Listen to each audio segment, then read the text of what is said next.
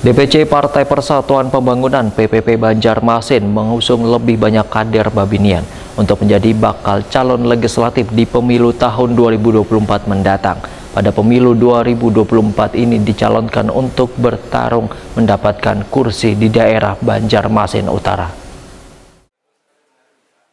DPC Partai Persatuan Pembangunan P3 Banjarmasin mengusung lebih banyak kader Babinian untuk menjadi bakal calon legislatif di pemilu tahun 2024 mendatang. Karena dari 45 bakal calon terdapat 24 orang Babinian, hanya 21 orang lelakian. Seorang bakal calon legislatif Banjarmasin Jumiati Wetakuni Prima TV di sela-sela pendaftaran ke KPU Banjarmasin tengah hari Sabtu 13 Mei 2023 memedahkan pada pemilu 2024 ini dicalonkan untuk bertarung mendapatkan kursi di daerah Banjarmasin Utara. Motivasi kembali ingin menjadi wakil rakyat ini kada lain ujar Jumiati selain untuk menambah keterwakilan Babinian yang duduk di DPRD Banjarmasin juga untuk menyuarakan hak-hak Babinian yang harus pula dikedepankan.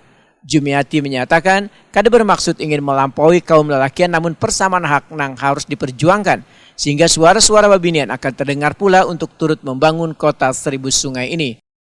Tapi di DPRD Kota Banjarmasin apa nih Kak sebagai kaum perempuan?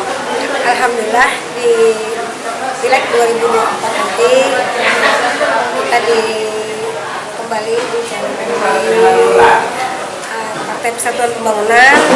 Dalam hal ini kita menginginkan bahwa motivasinya keterwakilan perempuan tetap selalu dikedepankan, kemudian kita tetap menjadi aspirasi masyarakat khususnya kan Kota Banjarmasin. Rencananya ini di dapil mana nih Kak? Insya Allah Banjarmasin Utara. Sebelumnya Jumiati pernah duduk di DPRD Banjarmasin pada periode tahun 2014-2019 mewakili daerah pemilihan Banjarmasin Tengah.